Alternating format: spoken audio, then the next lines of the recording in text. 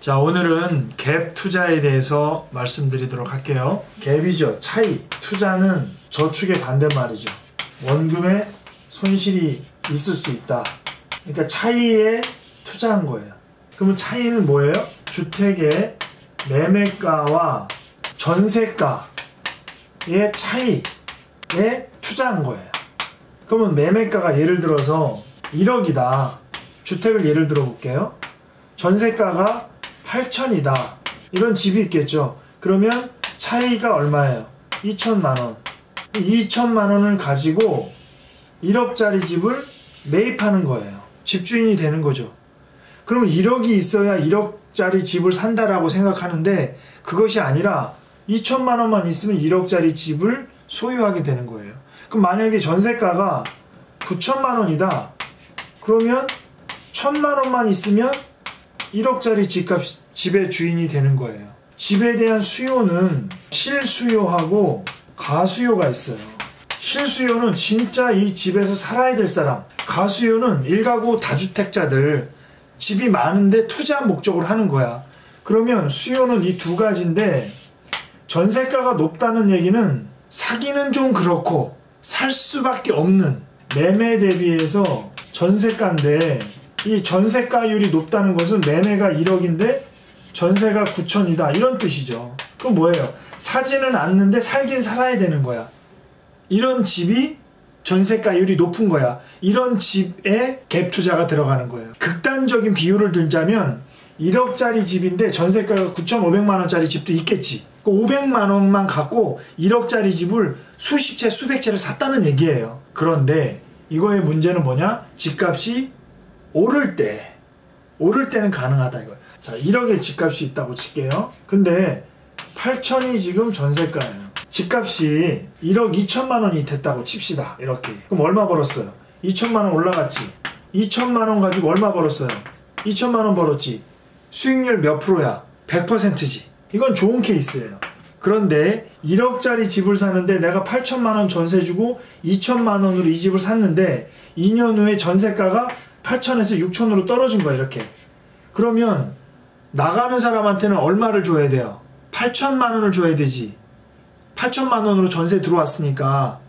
그런데 새로 들어온 사람한테는 얼마를 받아? 전세가 6천만 원을 받지. 그러니까 2천만 원에 손실이 생기는 거예요. 2천 투자해서 2천 잃어버린 거나 마찬가지지. 수익률 0%. 그런데 수익률 관점에서 0%인데 이 집을 사면서 뭐를 냈어요? 취득세 냈겠지. 세금, 취득세, 그 다음에 보유세, 재산세 뭐 이런 거 있잖아. 이런 게 다 마이너스란 말이에요. 따라서 이 갭 투자는 집값이 오르거나 아니면 전세가가 떨어지지 않아야 돼. 그래야 이익을 볼 수 있는 거예요. 그런데 지금처럼 부동산이 굉장히 어려운 시기에는 집값도 떨어지고 전세값도 떨어지기 때문에 별로 유용한 투자 방식이 아니다 이거예요. 특히나 이 전세가가 높은 건 아까도 얘기했지만 뭐예요? 인기가 안 좋은 거지. 그렇죠? 그러다 보니까 떨어지면 더 많이 떨어진다는 거예요. 갭 투자가 성행하는 지역은.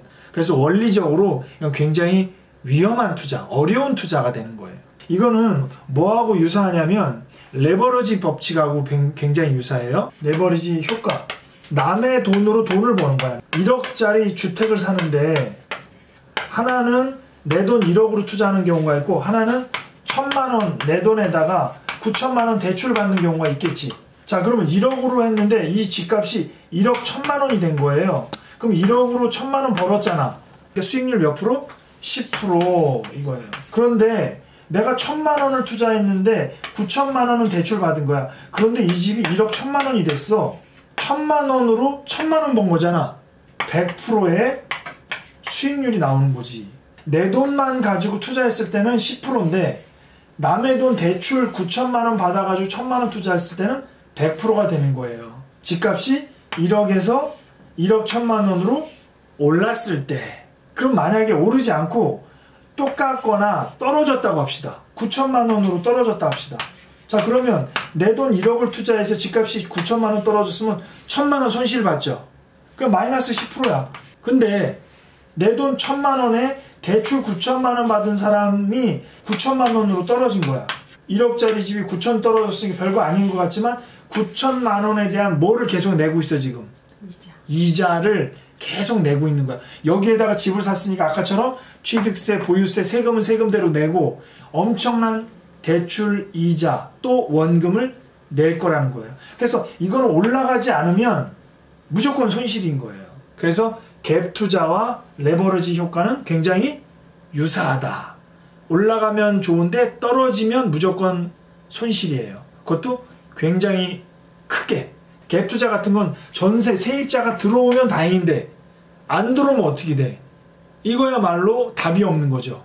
그래서 갭 투자는 최근에 굉장히 인기가 많았지만 상당히 위험할 수도 있는 그런 상황이에요. 다만 긍정적으로 본다면 돈이 많지 않은 사람들이 그 얼마 안 되는 돈을 가지고 주택을 소유할 수 있는 방법 중에 하나지.